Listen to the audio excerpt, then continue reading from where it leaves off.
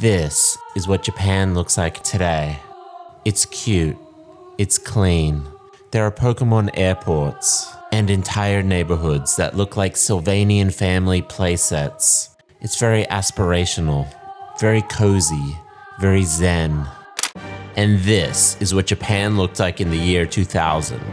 And I was there. I lived this shit. I mean, not this literally, but I do remember the era. And no movie better captures this period other than Battle Royale. And that's what I'm here to talk about today. This video is going to be about discovering Battle Royale in the early 2000s at a very young age and how that eventually led me to Japan.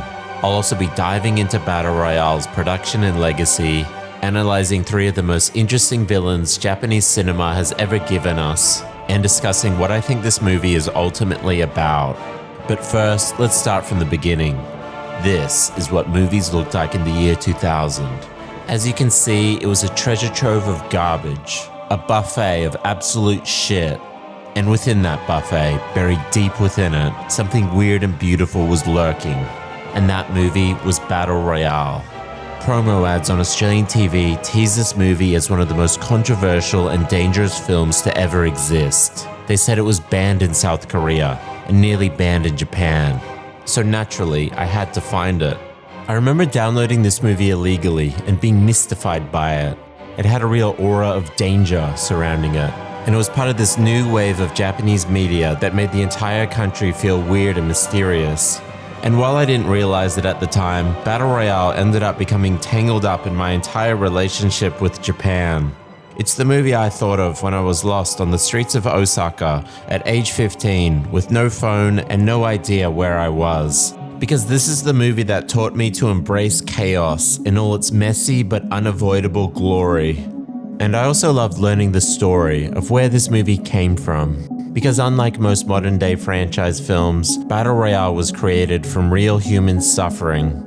Battle Royale is the fever dream of a political journalist called Koshun Takami.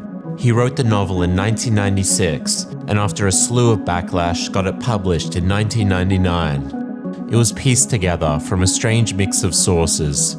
The Kobe child murders and Japan's economic recession were 2 of the real-world influences that helped shape this novel. Takami also drew from Stephen King's novel The Long Walk, as well as pro wrestling.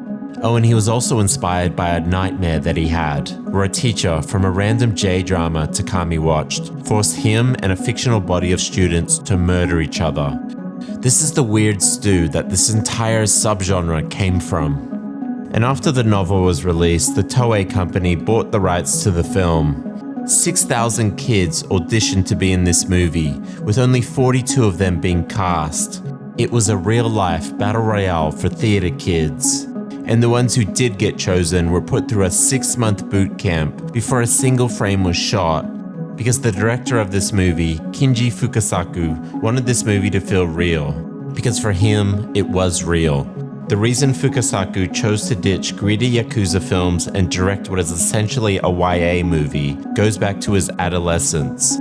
During World War II, when Fukasaku was 15, he was drafted into a munitions factory. The factory was bombed and several of his classmates died. He had to bury them with his own hands. And this experience instilled in Fukasaku a deep distrust of the government. And that feeling was burnt into the film. And I think this is where a lot of the magic gets lost between Battle Royale and movies like The Hunger Games. The rawness is no longer there. And I also think it's weird that the art house version of this story, the one where the director poured his real-life trauma into it, was the version obsessed with violence. The Hunger Games was the movie obsessed with world building and politics, and you'd think it would be the other way around. But I think that's because Fukasaku really wanted to shock you with the violence, and then let you sit in the aftermath, almost as a way of making us feel guilty for enjoying it.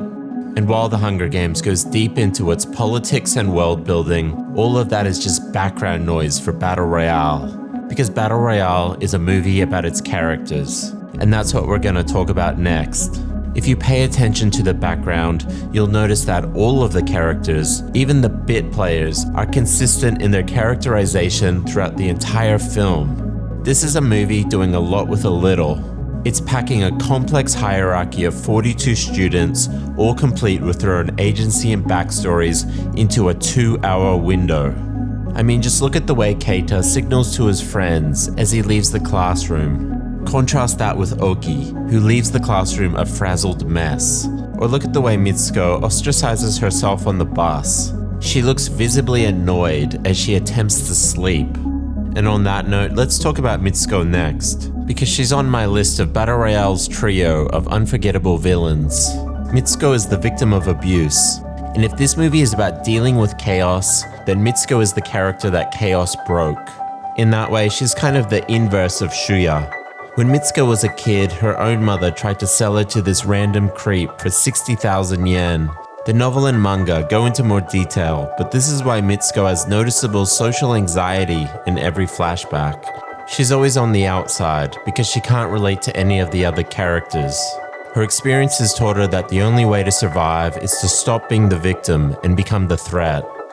And this might be the most heartbreaking 7 seconds of any film I've ever seen. I love everything about it, from the sudden music shift to Mitsuko's final thought of not wanting to be a loser anymore. Next, let's talk about Kitano, played by Takeshi Kitano, also known as Beat Takeshi, also known as the Forrest Whitaker of Japan. Takeshi Kitano is a former comedian turned Yakuza action star turned game show host.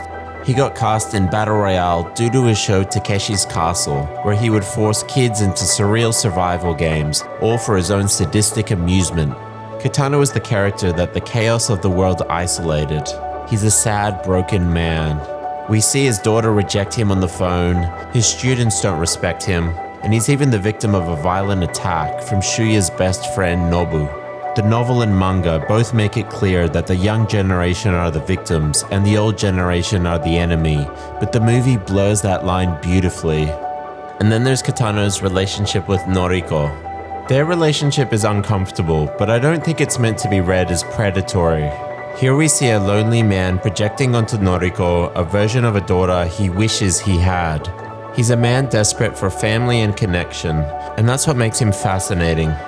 Oh yeah, and then there's this guy, Kiriyama. And while I know murdering is bad, I think the early 2000s kid version of me really wanted this guy's swagger.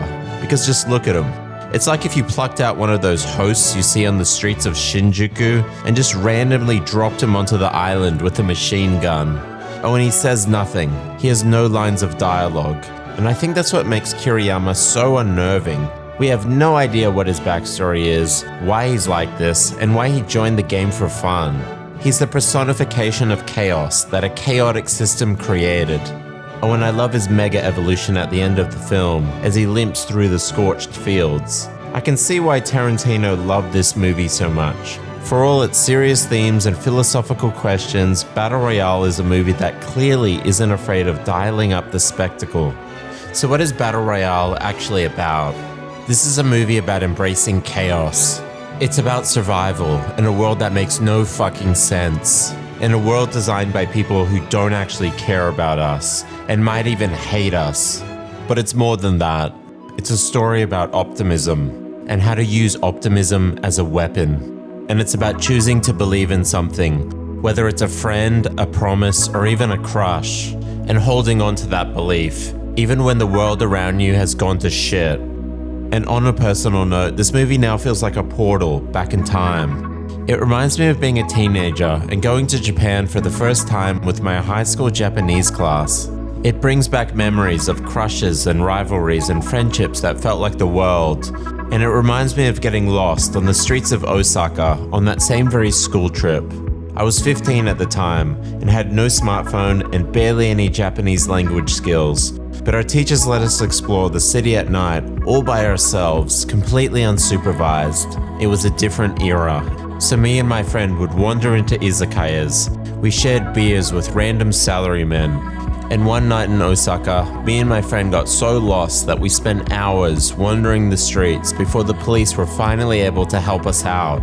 And it's these weird formative memories that now make me nostalgic for a time when you didn't have all the answers, when you had to discover things yourself and survive whatever crazy scenario you found yourself in.